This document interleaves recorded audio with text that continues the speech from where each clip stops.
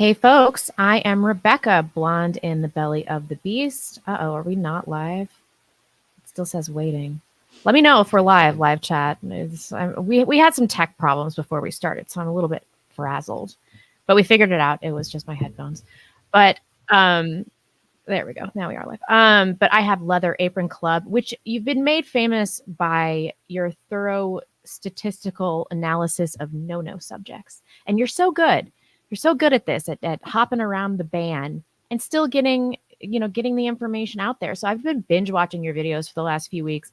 You do such excellent work. It is so appealing, so visually appealing. It's funny. Your rationality, your philosophical takes, just A+ work on your channel. If you guys are not subscribed to him, check him out. His Twitter is linked below as well. But thank you so much for joining me today. People have been requesting this interview for months and months and months.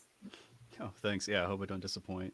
Oh, no. Honestly, Don't worry. I'm more the Excel spreadsheet guy, 60 tabs of Chrome doing that sort of thing. But, yeah, no, it's good to get on here and like practice doing some actual like podcast, long form stuff. You do those unscripted videos though. Those have to be harder. You're by yourself. You've got nobody to bounce ideas off of. Yeah. It was easier when you get like a dozen views on a video and it's like mostly your friends and stuff. So, yeah, you get that weird like, and I haven't put out a video and like I put one out today, but before that, it's the production's been slowing down. It's just like busy at work. Plus, I've been working on a big project. But do you want to talk about your big project? Oh yeah, we can definitely get into that. Yeah, if you want to do that now. Sure. Why don't we start with that, because I really want to talk about your video on voting, which is just perfect timing on that one. Okay. Yeah. I guess I don't want to release the name yet because I actually have the domain for this, and technically there is a version of it up. But the plan is probably by the end of the year, if not just like slightly after. It depends on how things shake out. Plan is to release a site which just examines. It's pretty much the culmination of all these sort of Jewish representation studies that I've worked on in the past. So I guess the first videos I put out that got any sort of traction, they were talking about basically percentage Jewish representation across a whole bunch of different walks of life. Mostly podcasts is kind of how it started. I was looking at like, why are there so many Jewish people on Joe Rogan's show? Not in a malicious way, not in a Wignat Spurgy way, but just like this is presenting it as like a legitimate political question that we can kind of, you could present it to normies and they would be like, okay, that is something to consider. Well, you're clearly a horrible anti-Semite, and you should kill yourself. And I hope you get canceled. But he did put out this excellent video today. It was so funny. When I asked to interview you, you were like, "Well, I'm making this video on voting." Like, wow, that is the topic du jour on this channel, and everybody is so contentious. There's such a contentious debate around this subject, and so I had already prepped all of these questions, and then I saw that you and Black Pill had put out videos that basically touched on everything that I wanted to talk about. So I did not lift these questions from you guys. But it's great that we're having this synergy with what we want to talk about. But if you're ready, I'd love to get into the voting stuff. Yeah, sure. I guess the only thing I wanted to like finish up on the site is just it's essentially going to be replacing the early life check. I want to present it what it is, like what its purpose in like an optical way. But are you using AI to make it easier for us to recognize Jews in real life? Because that is really. No. Then you're failing miserably. That's actually, what we need. Yeah, funny enough, I have heard that idea floated around. I was working on this project with this other guy who's kind of in the community, and we're actually working on that briefly. But it's just like that's such an insane idea, and like it's prone to issues. Yeah. What this is, it's a lot more above board. I am actually using AI, but it's for like text analysis. Basically, we get this huge data set. It's going to be over 1 million people right now. It's like at over 600,000 or something. And at that level, it will reach parity with Wikipedia. And that this is information on individuals. So the goal is every living person. I essentially scraped Wikipedia for like just the names of every living person they have on there. Right. And I'm going to have in my own database information on all these people, photos, biographies, and then of course data on their ethnicity. So literally any single person you could think of, they'll probably be in there. And there's user contributions as well. So if someone wants to make an edit or add new things, and you can do that, and you get medals and like points for it. So I can gamify it a little bit. Wait, Yeah, there's and there's a then reward system. This is brilliant. yeah. It's a big thing, and it's in a working stage, like 90% done. Like there's always more improvements and stuff you can make, but it really is. I've been sharing some screenshots of it on X and the like. But yeah, so I mean that's one of the big things you can do with it. You can look at individuals. Like I want to know if this person is Jewish. Maybe if that's something relevant to you. The other big sort of use case that it has is it generates these collages of essentially all the people that are involved within certain organizations. So, like I made my video on the Joe Rogan podcast, you could examine everybody tagged Joe Rogan podcast, and it'll have everyone in there, and it will generate a collage, which you can then share on Twitter or what have you, of all the people involved, and there'll be some text on the bottom like just very optical, like, hey, there are, this crazy high percentage of Jewish people on Joe Rogan's podcast. What do you think of this? The rewards So, are yellow stars, right? Seems like a real missed opportunity if they're not. oh, the what, yellow stars? Yeah. Those yellow stars. Okay, yeah. I was gonna say no. The site puts blue stars on them if they do happen to be Jewish. But That makes sense too. yeah. So yeah, I wish there was like more I could share like visually on it. But yeah, I guess I just wanted to get that kind of plug out there because I think this will be really useful for people, and it's just very high quality data, no schizo stuff. Like, you know, people like doing the kind of thing that I'm doing.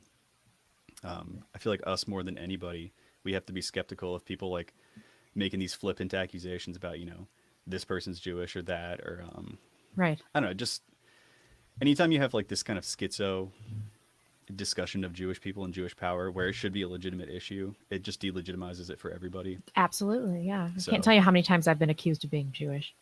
It's yeah, maddening. I haven't gotten that. I've gotten the Fed accusations, but I think that's just par for the course. That's pretty It's because we low-tech haven't been stuff. banned yet. Yeah, I don't know. It is what it is. It comes with the territory. So That is true. That is true. yeah. Anyways, that's don't have to talk more about that because I don't have No, plenty this to sounds like a share, great but project. Whatever work you need to halt to make this project happen, I think that it's in the best interest of humanity. I really do. So let's get this site launched. yeah, thanks. Yeah, like I said, definitely within the next month, next couple months, I should say. The goal was by the end of the year. Maybe it'll bleed into January, but sometime around there, and I'll have an announcement video on my YouTube. So, and then if you don't like the sort of Jewish representation stuff, I can get back to making other videos. So either way, should be a Yeah, bonus for you. it's really hard not to let that dominate your content. Once the noticing begins, it's like I don't really want to talk about anything else now.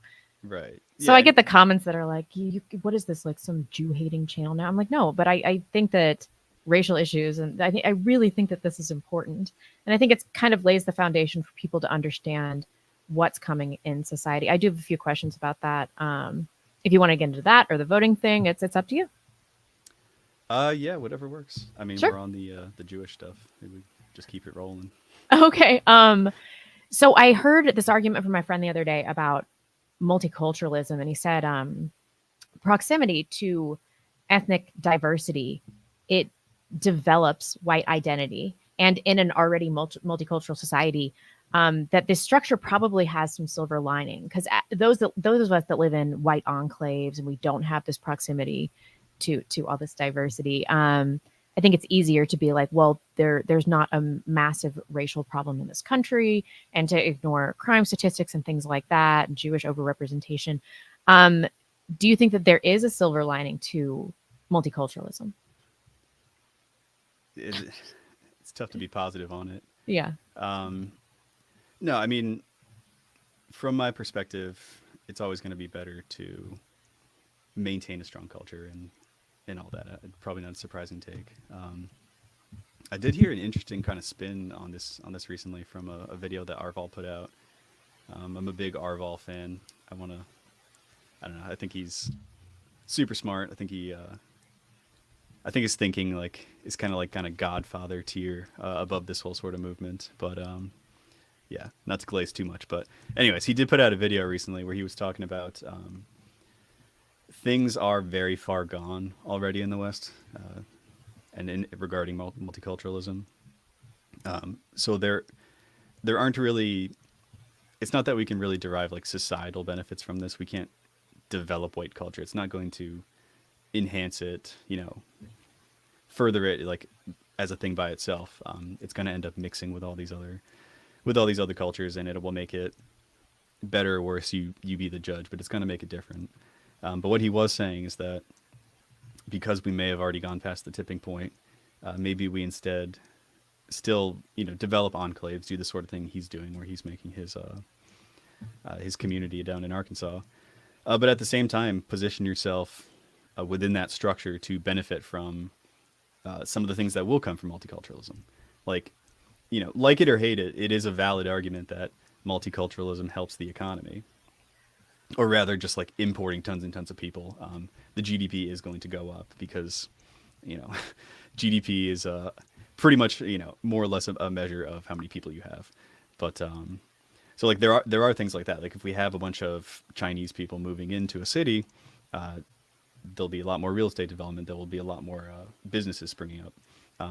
We could do something to position ourselves where we benefit from that. Where, like, we don't have to live extremely close to them, but like if there is more development going on in an area and that we happen to be, real estate prices will go up.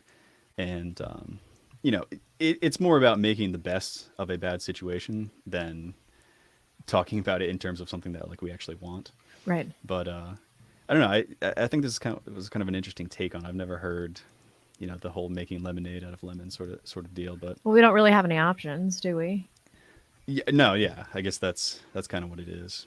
And necessity is the mother of invention. So, I mean, a lot of Yeah. people got massively rich during the Great Depression. And so I'm thinking now, how can I financially exploit racial minorities to further my family's financial situation? How can I do this? I thought that was going to get some laughs.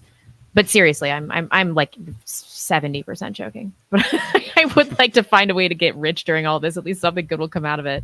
Then I can use it Right. bettering my community. But I heard you talk in a video about whether or not people can even identify with an ideology above their race. I'm totally checked out on the America Project because I believe that white people of higher IQ are probably capable of developing some sort of cohesive ideology that they can adhere to that means more to them than their racial allegiance. But I don't really think anybody else can. And now that our society is multicultural, I'm like, that's an impossible. Like the only solution here is for whites to become equally as tribalistic as all other racial minorities, because they do not have the capacity to put this ideology above their racial consciousness. And so, so long as we're trying to do that, we don't cultivate our racial consciousness, then we're just going to be screwed, and we'll be beholden to whatever they want to cook up in society. And so I'm like, no, like all of us need to go back to our tribal nature and reconnect to that. Do you have any thoughts on that? Do you think that kind of average IQ Americans of all racial demographics can do this? I really don't know that most people, just generally speaking, can purely identify with an ideology. Or I don't know. I'm like, I guess identifying with like an ideology as like a purely a very intellectual, philosophical version of it, that would be what's difficult. They can definitely identify with, these I don't know, like all the Charlie Kirks of the world. They call them like the secular religions. But then I don't know. It's so tough because like you do see Asian Americans, they come in, and by and large, like first generation or second generation rather American Asian Americans, the ones that are born here, they end up becoming extremely liberal. I don't know. So is that them identifying with like this concept sitting above race, or do you think they're still fundamentally like loyal to their race. They're still going to be fundamentally. Oh, loyal to they're Chinese or whatever. definitely loyal to their race still. I think that is a knee-jerk reaction as a way to protect their in-group, to get preference for their in-group. I don't think that their liberalism is a nod to the American dream or anything like that. I think they're like, how can we protect our people? How can we get more money from the government? How can we hose this government? I don't think that they care about being American at all. I don't know. I mean, Yeah, that's it's probably what. the case. Maybe I'm trying to be too generous, Yeah, but you seem kind-hearted. thanks. Yeah, But I don't know. I obviously see it's tough when you get to like second and third generation migrants. Like, you know, I don't totally put off the possibility that like there could be some like you could of course have a bunch of migrants come to the U.S. and they wouldn't so much integrate into the existing United States culture. They'd bring their own thing, and after a certain number of generations, certainly it doesn't happen with the first generation migrants. It happens a little bit more with the second generation migrants. After a certain amount of time, they would. Again, I don't know. It's not assimilate, but it's like they merge into each other. The cultures blend into each other, which I mean that's the real danger, the real downside to people who are native to America, white Americans, is that it is a dilution and it's a changing of your culture. So I don't know. I just to me that sounds like they might come in and they might identify with this ideology above race, but I mean fundamentally it's still not good for us. It's still not something that we should want. of course, right. Because, and then we are disadvantaged because all of these people still have a homeland that is basically ethnically homogenous, right, in which to return in the event that society here goes belly up. So they have a lot more freedom. They don't have the skin in the game that we do. Like, what am I supposed to do? Fuck off back to England? My family came here in the early 1600s. And England is screwed. I have nowhere to go. I have, for better or worse, I'm American. And so I see these people coming into this country and changing it. And they're like, well, I'm American too. I'm like, no, it doesn't matter if I have my children and my children's children and their children in Japan, they will never be Japanese. It's never going to happen. And, there was a racial element to the beginning of the country. It was never this thing of everybody's an immigrant. I mean, look at all the strife that they had with the Chinese, with the Irish and Italians. And now we have Africans and Haitians, and people act like it's just going to be fine. It's like we couldn't even get along with the Irish, like the German and the Irish. Right. They were, it's like I really don't think that having more disparate cultures here is ever going to make this country cohesive. No, I don't think so. And I guess that kind of goes along with what I was saying is like there is an existing culture in the U.S., but the Irish and the Italian migration is much less of a threat to that structure. Right. Than is the Haitian migrants or what have you. Yes. Yeah. I don't know. It's so tough to say. Like, what does a third generation Haitian immigrant to the U.S. look like? Because that doesn't really exist very much. But yeah, I don't know. I think it's not that you're going to have this like perpetual unless we sort of self-segregate and make these ghettos and enclaves to a much larger degree. I think after a number of generations, they are going to just meld into it. And it's not that they're going to become Americans, it's that Americans are going to become them, and they're going to become American to an equal degree, and we'll end up with this. Do you mean ideologically or because of miscegenation or both? Yeah, both. But, yeah, I don't know. I think they can, to a certain extent, fundamentally identify with like an ideology. But, I mean, and maybe that's informed by race. But, yeah, it's not that they'll come in and completely replace Americans. It's that Americans and them will merge into something new. And, that's worse. That is so much worse. I don't know.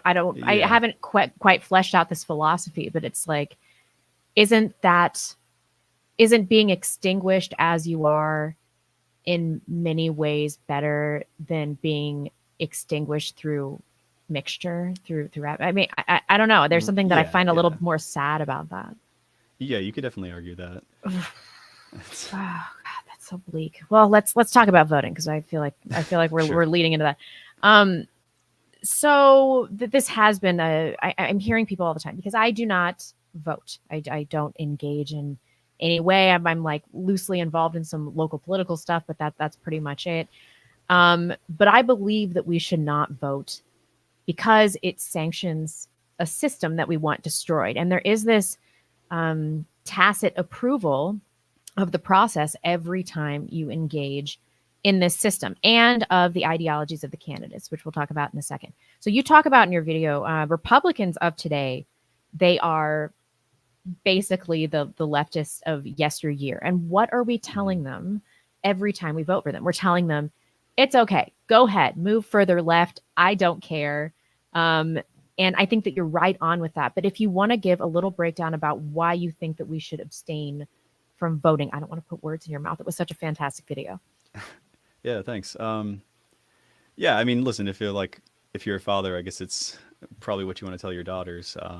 You don't want to give it up for free. It makes it worth less, or just that's just I guess basic economics. But yeah, I mean, you pretty much broke down the gist of the argument. I don't think it's like incredibly insightful or new, kind of the argument I was making, but it's very important.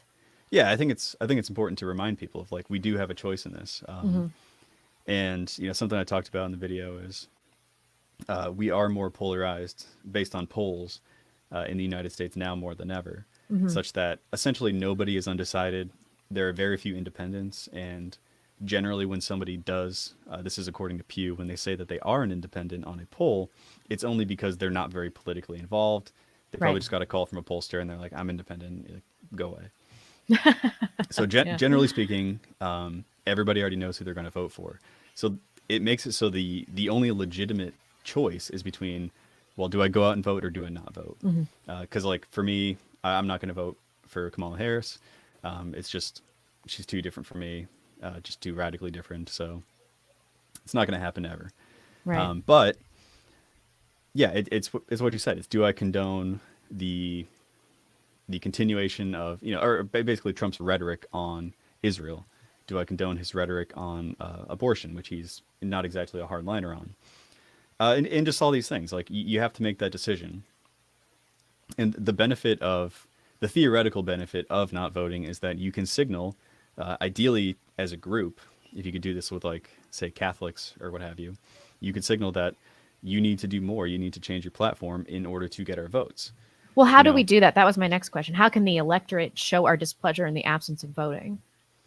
Yeah, I mean, I probably should have even talked about this in the video, but like a spoiler vote or even a vote for a third party, that can be a legitimate way to shift the platforms, to make these people running the campaigns realize that, hey, we need to do this in order to secure this vote. Like, right. Consider what Jewish people do. Obviously, they're an extremely small percent of the population, but every time you have, are they though? Are they really? Yeah, Can you make a video about that? I think they are. I think they're just. I don't know. Then why are they? Why are they everywhere? We're pulling them out of tunnels by their little curls. I'm like, there's 15 million. I don't know. Well, it's also skewed because you figure where their population centers are basically just LA and New York, and that's where all the media comes out of. So you're going to see more of them. Plus, obviously they're disproportionately represented in leadership, and I don't even think it's a bad thing, but your average Jewish person, if you had the choice between hiring a Jewish guy and hiring a non-Jewish guy, everything else being equal, he's going to take Shmuel, because like, why wouldn't you? So for obvious reasons. That's why you well, I mean, this, I think it's obvious and not even necessarily something I disagree with. I think it's bad and I wish it weren't happening, but like a black guy is going to hire a black guy if everything else being equal, because like he prefer to be around black guys, he prefer to help so you think it's due to nepotism? I don't know. I've heard the argument that like maybe they're not just 2% of the population. I don't really see it. I think it's just they promote themselves. Jews help out other Jews, but yeah, regarding how they do this in everything, they do that in business and everything, but regarding voting, they always vote essentially as a block, and politicians know this. They know they have to get the Jewish vote, and not just for pure numbers, but because of the megaphone effect that they have on any election. Like they'll be able to put out certain things in the media. They'll be able to work on messaging, right? if you had even like, a fifth of that sort of energy, a fifth of that sort of cohesion in a group like Catholics, then Catholics would dominate voting even more so than they already do. Like they're an important voting bloc, but a lot of Catholics being white people tend to be split, Democrat, Republican. So like they're diluting their voting power. They're diluting the political impact that they can have. Yeah. If we had just a little tiny bit more cohesion in some of these groups, or even white people as a voting bloc, it's probably the single most divided voting bloc in the country. But Right. if we had just a little bit of cohesion as white people, and we'd say, hey, generally white people, even at like 70%, they don't vote for these sorts of policies. We could shift what these campaigns are doing. We could shift the Overton window or whatever. Yeah, but we're not allowed to do that. Yeah, I mean, it's like tough. a Jewish guy can hire a Jewish guy, a black guy can hire a black guy, but I can't be like, hey, white man, you're hired. I mean, we legally Right. cannot do these things. We're just going to have to find Yeah. ways. We're just going to have to find ways. Yeah, obviously the hiring example, you're a little bit hamstrung.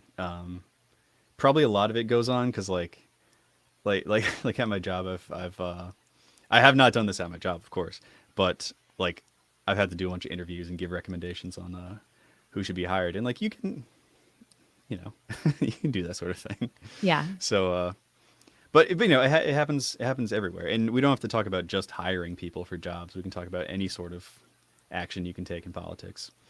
You can, in whatever group you want to be. It doesn't have to be sort of the ethnic group only, although it would probably be a good thing to focus on. But again, it can be a religious group. It can be your state or your county or whatever. Okay. I got a question for you. All right. Yeah. So I've heard Trump say multiple times, I want more people in this country than ever. Retarded. These immigrants will be legal. They'll be more difficult to remove. They're going to compete with white Americans. This is so much worse than illegal immigrants because they are not going to be able to move up, especially through social echelons. They won't be competing with our educated workforce. Plus, if we get in the mood to deport, if we can find our balls and do this, it's going to be nearly impossible to deport legal citizens. Although, to make it clear to everybody, I am game. Like, if anybody wants to, yeah, I think it's time. So how do we push back on this onslaught of immigrants without voting? Yeah, it's do anything. Don't you have all the answers? Yeah. It's kind of one of those things. Like if you have to ask, you're never gonna make it. There's not just because like getting a guy to be the guy, to be our guy, it's gonna be difficult because like he's gonna be attacked by so many of these different interested groups. He's gonna be taken down. People are gonna be the constant Fed accusations. It's just something that's extremely difficult to do right now. And like, if you're waiting for a guy to give you marching orders like that, you're never going to make it. Just like, I think there are some very obvious things that you can do. Obviously, all legal things, above the board things. There's a lot more ground to be made with like sort of legal above the board things than anything crazy. So don't get any crazy ideas. But like, do anything. Talk to people. Read a book. You can make a YouTube channel. You can do. There's so much you can do.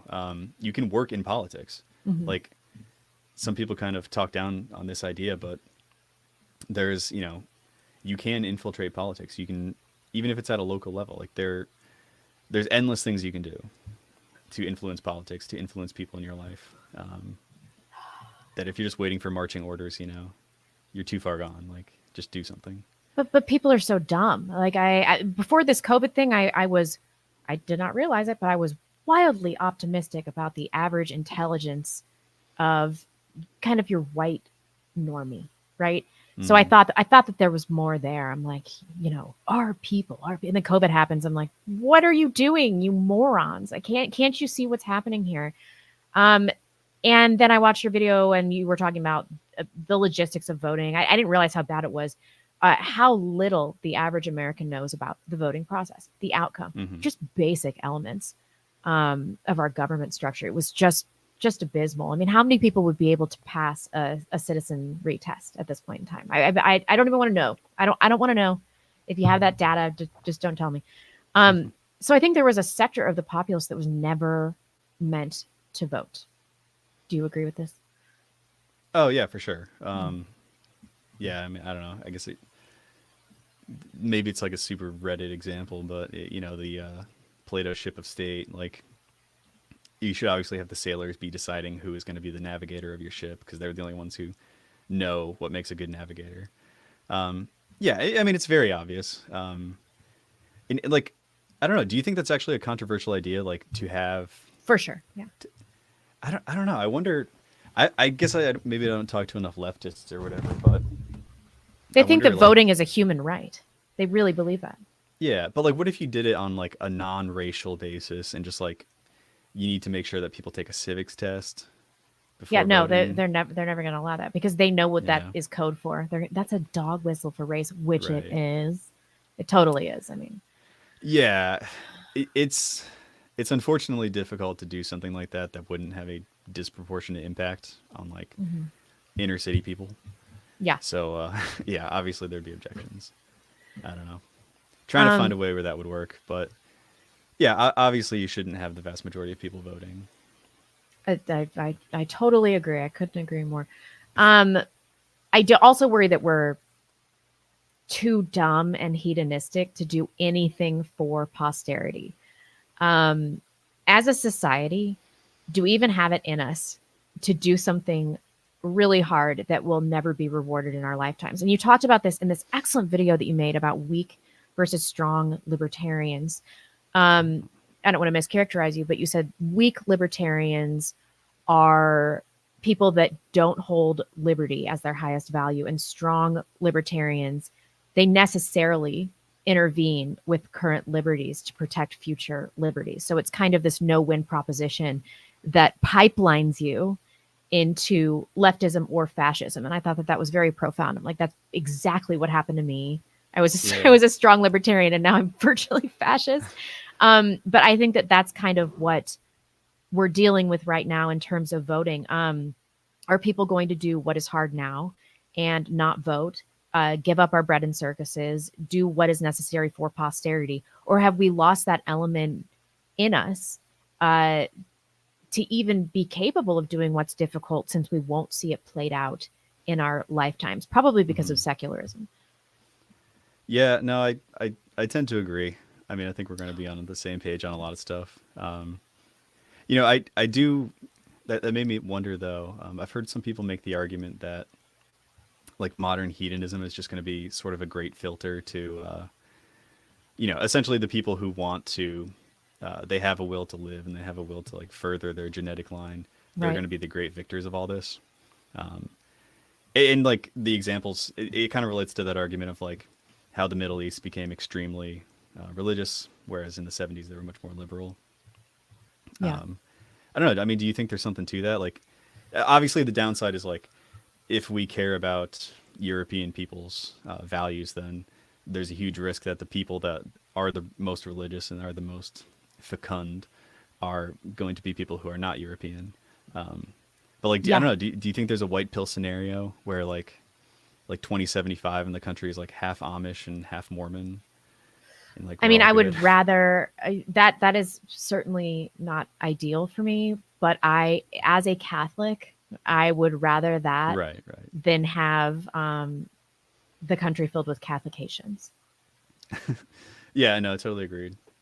Yeah, what do you think like the Catholic? I'm not a Catholic myself. I'm not a Christian, but what do you think is like that the general take of that argument where people are like, would you rather have the pagan Irish or English guy or whatever, or the Catholic Haitian?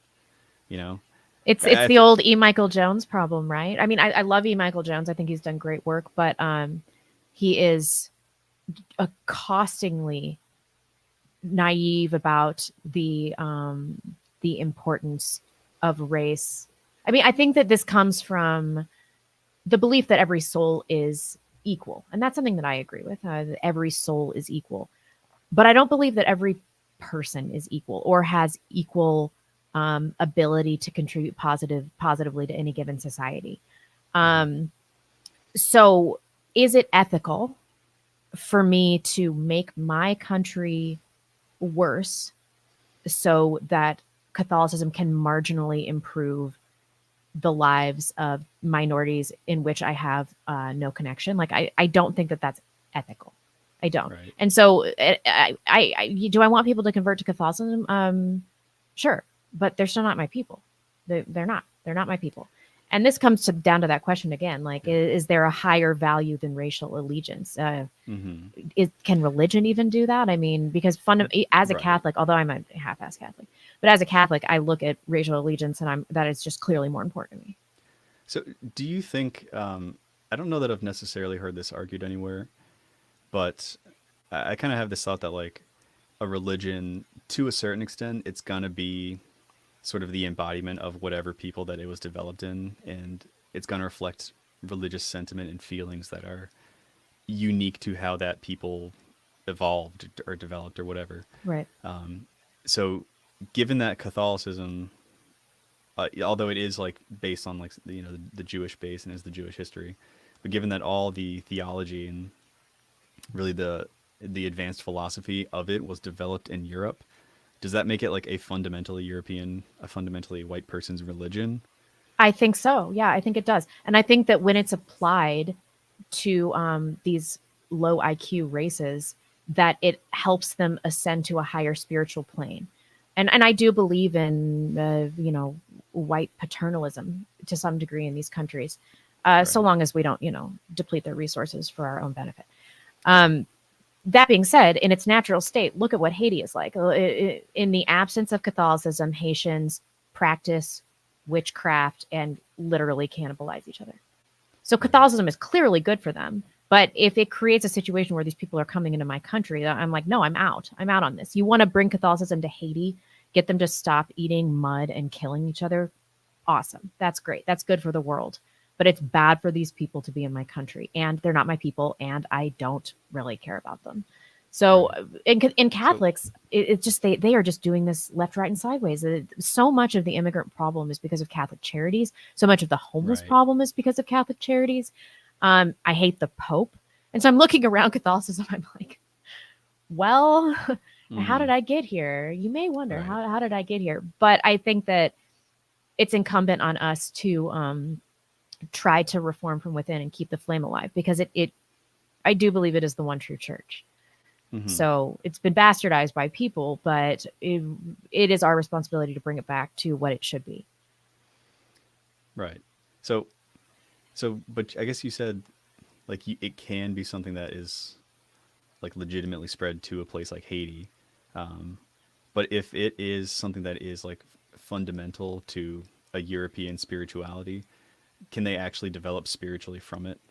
Like, can they, at like a fundamental level, can they 100% absorb those teachings and No, understand them? Because, no way. okay. Yeah. Yeah, that's consistent then. Because, like, if you said it's a racial thing, but they can understand it, then it speaks to like a universality. No, But that is the message of the church. Like, they right. definitely push that. So, No, there's no way. I believe that there is some kind of IQ glass ceiling that interacts with the spiritual plane, and your understanding of a human and your relationship with God is limited by how smart you are, how intelligent you are. It's not just your connectivity right. to God. Like I do believe that there is some element there. So that being said, they would rise to some level that surpasses their natural state and allows them to live a better life. But are they understanding Catholicism? Do they have a deep relationship with God in the same way that like a high IQ person in the 16th century in Italy? No, there's no fucking way. There's no way. Okay. Yeah, I think that makes sense. It's consistent. But Ooh, that makes it me is. feel icky though. Well, yeah, because like it becomes we're just spreading this because it's a good political tool. We're essentially doing charity work, but it's all earthly, it's all physical, Right. and we're just helping their country develop. White people should be doing charitable work though. In other Sure, yeah, people's countries. right, We should, and the charity work is yeah, not bringing them to our country. I believe that we're a charitable people, and that it's good for the European spirit to retain that integrity and that devotion right, to charity, and it's good for Catholics. yeah, But this kind of charity that worsens the lives of our children is not, it's not selflessness. uh, it's self destruction. Yeah, no, I agree. I don't know. I know some Catholics who would be upset at the characterization that's like it's a tool to do charity for other people, but I mean, they're developing a relationship with God. Their souls might be saved right. because of this interaction with Catholicism, Hmm. and that's invaluable, right? Yeah, yeah. No, it's definitely valuable, but it's just that lingering question of like if there is any sort of ethnic basis to it, then there's gonna be the disconnect, and it's not gonna be the tool or the mode by which they can fully comprehend God. But what if that doesn't I don't know. exist? If God doesn't exist or the tool doesn't No, what if exist. the tool doesn't exist? I mean, if you look at the way that these people live, Yeah, like we talked about earlier, in the absence of this influence, it's like, am I really going to get a bunch of occultist cannibals to understand the divinity of the Holy Spirit? Like some people need to yeah, be governed with strength and with rule because they're just too savage to live by normal rules. I mean, I don't know what to say here. yeah, yeah. It was this Rousseau or someone says something like that at like the beginning of a book. He's like, Yeah. yeah, democracy's great. We should obviously strive for it. Unless you're like a backwards sort of place, then you need a Charlemagne or something to like whip Well, you into shape. absolutely. I mean, how many of these countries in Africa and some in the Middle East and Haiti are totally repeatedly have they demonstrated to be um, inequipped to self governance? Just Right. absolutely inequipped. I mean, I don't know how we could possibly make an argument for autonomy for a nation like Haiti. And then even when there's major white influence, look at what has happened in South Africa. Look what happened with Zimbabwe. Uh, it has to be constant tending, like to a child, for these countries to stay on track, for them not to fall into absolute decay. I mean, look at the state of the British buildings in India. Like these people Hmm. cannot maintain these structures on their own. They're too dumb to maintain the integrity of the infrastructure that we built for them. We can't just give them stuff and be like, "See ya." We have to be there, or they just let all these systems go to waste. Sure. Yeah, yeah. Generally agree. Good food for thought though on the Catholic thing. It's I think not great. that's I'm going to get some pushback on that. I mean, yeah. I'm not Well, a I mean, good Catholic. I'm having major problems with it, like right. major problems. Yeah, I don't know. I do believe in God, not in like a cringy spirituality, sort of. I believe in souls, whatever.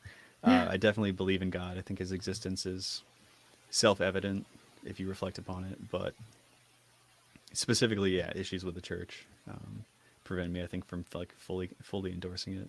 I But I understand. love Catholics. I love Christians. A lot of my best friends are. It's just, Oh, we really it, are making the yeah, world a better place. yeah, yeah. No, I mean, yeah, they're great people. No, I'm just But joking. Catholics have been doing a lot of damage the last few decades. oh, yeah. I do. I guess I have friends that are in the, you know, not fringe, but like more traditionalist sects, uh, Latin masses and all that. Yes. So Yeah. Yep. they seem pretty cool. But They are. They're pretty cool. I'm sure. My friends yeah, that are in the Society of Saint Pius, they're all very serious. My Orthodox friends too yeah, seem to be doing a lot better than my normal Catholic friends. yeah, I wanted to get back to this voting thing. That was a great tangent, though. It's yeah, great. yeah. Sorry. No. It was really thoughtful.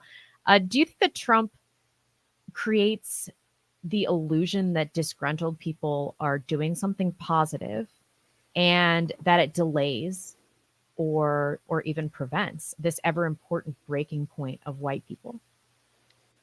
Yeah, I think that's kind of his shtick. He and it's so blatant in his case. It's so obvious because you see what he did in his first term, and Yeah. he didn't exactly live up to what he said on the campaign trail. Yeah. It's still to this day the things that people know him for, the ridiculous things that the media gave all the attention to.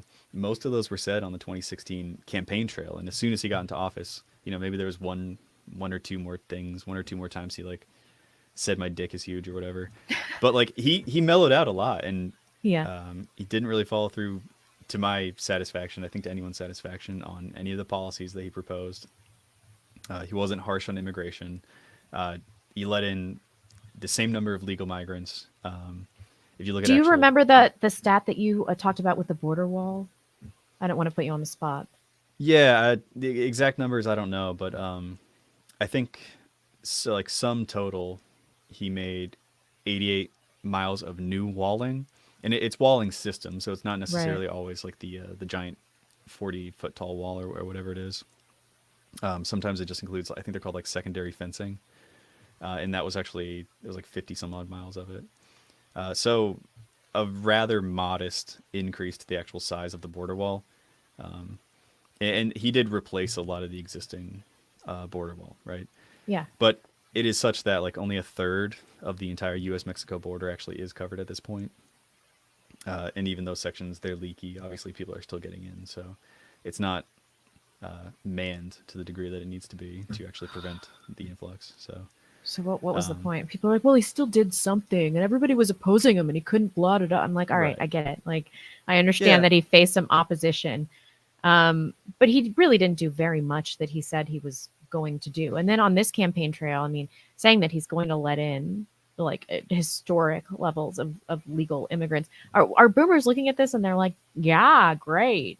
Is this really what people want? I mean, how many people are saying an absolute moratorium on immigration now is our number right, one goal? Like, I don't know how that cannot be the platform of a Republican at this point in time. We don't even know how sure, many yeah, people are in this country.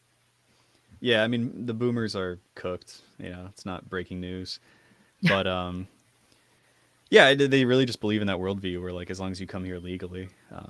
But then there's the classic retort of which they don't bother to engage with. But like, what is the difference? You know, if we just why don't we just say that all the people coming here illegally, we just call them legal? Right. You know, Right. yeah. There's obviously no legitimate response to that. But yeah, I don't know what motivates it. I don't know what causes them to say that yeah, legal migration is totally fine in ever increasing numbers and stapling green cards to diplomas and all that. Well, they Yeah. they need the votes of the Browns, and they don't want to piss off normie conservatives. Like Mm, this whole Vivek Ramaswamy thing was such a spectacle. People are like, right. but he believes what you believe. I'm like, I don't, he's not white. I don't care. What do you people? What are you doing? What are you people doing? Yeah. I mean, and even beyond the race, which is like, frankly, the Republican Party panders to white voters, and like they should. Like it is, generally speaking, the people who are looking out for like white interests, even if white people aren't necessarily all the time. But even beyond that, you know, he is just a liberal candidate. He's a Yeah, liberal person, and he's introducing all these liberal policies. yeah, So it's legitimate to even just oppose him on that ground, which you know it comes across as like playing with kid gloves and like being dishonest or right because that's not really your objection to him. But as far as like making a political impact and maybe staying on YouTube, having an impact there, you know, mm, it's a legitimate argument to have, yeah. legitimate thing to bring up. Yeah, that's totally true. I know the answer to this question, but it's somewhat rhetorical, but I still want you to answer it. So is Trump being used as a pressure release valve?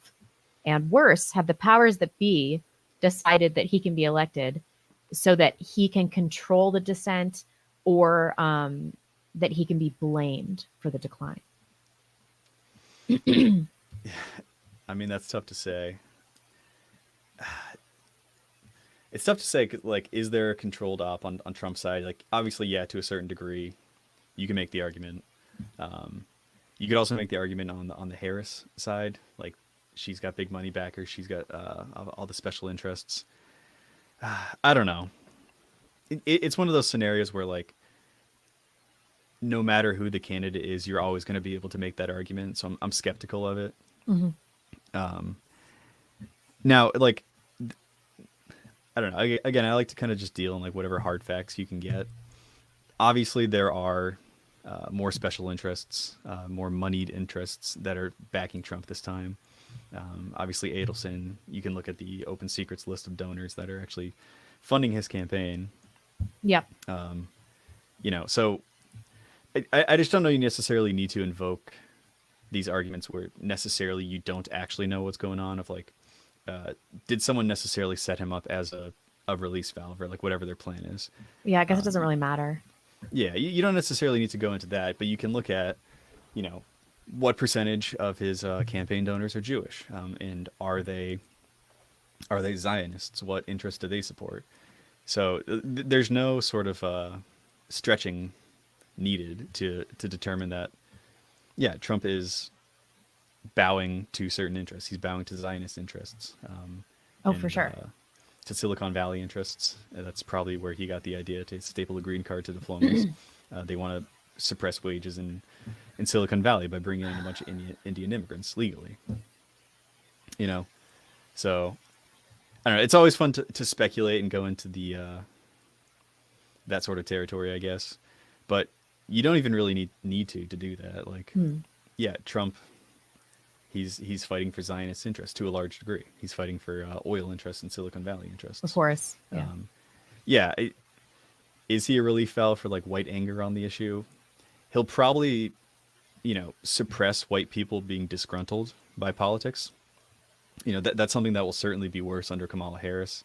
Right. She's probably not gonna do as much for to stop illegal migration. I don't think the differences at the end of the day will be super profound, but she will probably be more lax on that. I don't think she'll necessarily. Overall, she's definitely not going to be as good for white people, right? So Yeah, of course. so you can make that argument, but I don't know. I don't like to delve too far into like stuff like that. So are you an accelerationist? What does the masses not voting look like in the coming decades? I don't know if I'd necessarily call myself an accelerationist. You could argue that they're going to have some acceleration. Yeah, a Kamala victory would have that sort of effect. I definitely see that. I agree with it. But yeah, as regards voting, I really think it's more just a thing of like, if you, within the realm of voting, within the realm of like legitimate politics and the power you have as a citizen, I just think that is the best play that we can do. And it's not to say I want like there to be a collapse because of some accelerationist theory. I'm saying if there are further elections, then not voting now, abstaining, and like trying to influence the Republican platform going forward could be legitimate. Hmm. Yeah, I mean, if there's going to be a collapse, then all bets are off and it doesn't matter. I don't think that's going to happen under Harris. I don't think anything that profound is going to happen because someone becomes the president. It's like, things either get like 4% worse or like 6% worse. Yeah, that's very true. Yeah, I think Yeah. people think, and I fell victim to this in 2016, that the president is capable of so much more than he really Hmm. is. I mean, if we look at the great presidents of the United States, I mean, I think about Calvin Coolidge, and what did he do? He did nothing. He sat around and he's like, all right, what can I do to reinforce states' rights? And then he like fucked off and played golf. He didn't do anything the whole time. And that really is the role of the president. It's like we Hmm. have this mentality that presidents need to get in there and change everything. And that really is only because things suck, right? If things are fine and the country is functioning as it should be, then the president needs to really just do nothing but reinforce those values that are giving everybody the maximum amount of freedom and liberties in this country. Now, we cannot do that because of multiculturalism. So we're really in a bind here. And I don't think that voting matters at all. And everybody's like, well, don't you think that you should just try? I mean, what if it does make a difference? But it doesn't make a difference. That's the thing. It doesn't matter. And every time I engage in it, I degrade myself by contributing to a system that I know is too flawed to function, to better my life, to support my people. So why would I do it? Hmm. Yeah. No, again, I tend to agree. I think we probably agree on a lot of stuff here, but the hardest part about talking about like arguing whether or not voting matters with somebody is that I'm generally so ambivalent about it that it's like Yeah. it just gets so quickly to like a thou doth protest too much issue where Yeah. if you tell me you really really want to vote, it's like, man, I'm in Connecticut first off, so like it's a deep blue state. Yeah. My vote certainly does not matter here, but even in a swing state, I'm just so skeptical that like your vote matters very much at all. So Right. you know, yeah, It's it's just true. Yeah. I just don't it's really trust people that aren't kind of apathetic about this. yeah, yeah. And yeah, when someone gets so energetic about it and they're like, "No, you need to vote," it's like, okay, that's Yes, you do yeah, you. yeah. I can't talk to you about this. You don't understand. Those are all my questions for you. Can you tell people where to find you? I have them linked below, but if you want to give a little bit more information, then I'm sure the audience Yeah, would love that. yeah, sure. I'm just on YouTube and a little bit on Twitter. I keep trying to use it more and more. Just Leather Apron Club, and I'm Leather Apron Guy on Twitter because someone had that other name. So Bastard. yeah, yeah, and I'm probably going to be trying to increase the output, make more videos more regularly going into the next year. Um, yeah, just I still work a 9 to 5, and that's been crazy. And like trying to do this stuff on top of it and build the Have website. they caught you? Do they know? Do they know that you've done this? No, I don't think they, I don't think they'd care unless they were like made to care. But Interesting. you know, yeah, Well, you've said too much. yeah, we'll Thank see. you. Maybe I'll be fired, and then I can go full time doing this. Well, it's great to see like a young guy showing his face, and I think that that's really good for morale. You know? Yeah, yeah, no, it's gonna generate more Fed accusations too. But like, it is what it is, and like to a certain extent, I think you do need to. If you're not endorsing what you say with your face, it's always going to sour your message a little bit. Yeah. And that's not saying dox yourself. Don't put your face out there if you don't want whatever. But if you have conviction in your message, I don't understand why you wouldn't. Yep. But maybe I'm a stupid Irish guy. But I don't know. The spirit of Ireland in you. Well, thank you so much for Yeah, joining yeah, me. I'm gonna stick around and read some super chats, but you don't have to. You don't have to hang out for that. But keep in touch, and okay. we'll talk soon. Yeah, I mean, do you want me to? Yeah. I got some time. Oh, okay, sure, sure. Smagma Bukaki 69. I'm an old friend of the show. Cool. That's gnarly, isn't it? He says, Yeah, "Oive, this goyim is cool name. acting mashugana." Does that mean like silly? Is that Hebrew for Mush. silly? I don't know this. Yeah, I don't know that Yid word. Yiddish. Yiddish. Yeah. Shut it down. I know. So if you guys are watching me on YouTube, go ahead and drop in on my Rumble channel. I will put it in the chat. And because I Oh, do it's not. Mashugana.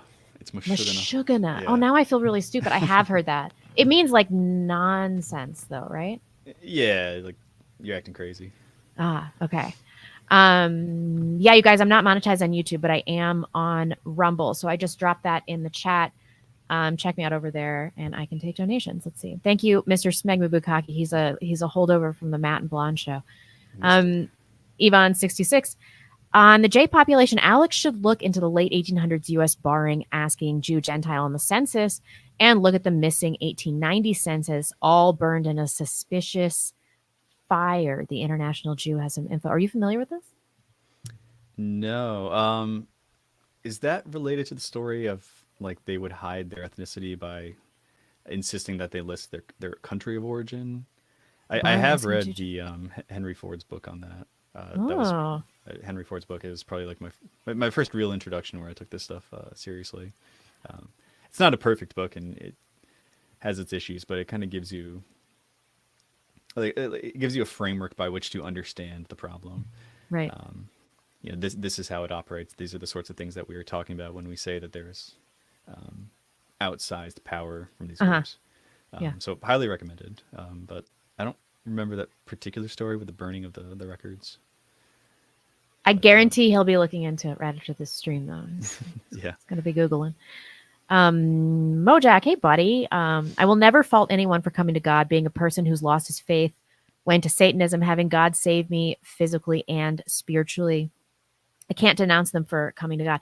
Oh, I totally agree. Mojack is super cool. I met him at the Iowa meetup, but he beat a very aggressive kind of cancer. I think he used experimental treatments too. And he is just like a hard bastard, that guy. Showed up, Confederate shorts. He's got like a cane. He's all surly and shit. He's not joking around. But yeah, I'm so glad that you're still here with us, Mojack. You're a great dude. Nobody, nowhere, no time says our civilization, our current civilization is hostile. Do the best we can, but start again and remember no exceptions or leniency. Yes, I hear a lot of people saying like, oh, but this doomer content, blah, blah. But I actually don't feel particularly hopeless. I really don't. I feel like I've accepted that this is the end of the American project and that we're going to enter some kind of slow descent into third world status. But I'm excited at the possibility of being able to build something that's more enduring, that really lights a fire under my ass. And I can't be the only person. You know, we're supposed to move beyond the black pilled phase. We're supposed to be like, all right, this sucks and everything is awful. But then we're supposed to be like, as white people, we're supposed to be like, okay, what's next? How do we benefit during this decline? How do we benefit our people? How do we benefit our families? Benefit ourselves? And I'm seeing a shift towards that, like what you talked about, and that makes me so happy. I'm so happy about that. Yeah, yeah, that's. I generally tend to be white pilled. I know I put out the black pill don't vote video today, but it was in that in an effort to say like, hey, let's refocus our efforts. Let's do something valuable. Yeah. And let's understand the vote for what it is. John Smitherson says the system is rigged against whites. Go off grid and become independent from the system. The system will collapse, and that is when our guy can get in. There's no politicking your way out of that. While I agree that people should reduce their reliance on the system, this off grid thing, it's not actually true. Like Ty Kaczynski was living off grid, but he was still like stealing food and stuff, and he had to go into town and everything like that. Like there is no true off grid living. We need to find a way to be able to interact with the society around us. This off-grid fantasy, it just doesn't happen. Like you can have your own garden and grow your own food and have your own animals and things like that, but truly sustainable living with no interaction from society is nearly impossible. It's almost impossible. Right. Yeah, you're just fracturing your group. You're fracturing your society. It's not an apolitical action to be living off grid and being self-sufficient. Right. Yeah, and I have those fantasies too. I think that'd be cool, but yeah, get stuck in there, get engaged. I think that's a better path forward. Totally. Yep. Nobody, nowhere, no time. The main thing that's a problem is that there are too many people who won't act or say no because they want salvation, forgiveness, or just their moral taste. We need insular, exclusive communities. I agree, and I think that creates a problem within organized religion. I'm with you there. Like fear because you're going to lose salvation. I think that has the fear-based decisions have caused a lot of problems. I'm with you there. Oh, let's see. I think that's it. Yeah, that's it. Thank you so much, guys, for joining me. If you're watching this on YouTube, please sub to my Rumble. I am Blonde Beast over there. Maybe this one is going to be the one that gets me banned. I don't know. Maybe I should just keep having Emily Yukas on until I get banned. I don't know. It's kind of making me concerned that I'm still here. It makes me seem like I'm not credible. Yeah, I think we were pretty optical. Is my hair what is preventing me from getting banned? I don't know. Maybe. So this is my guest, Leather Apron Club. Thank you so much for coming on. I really appreciate it. Thank you guys for joining me, and I will see you soon.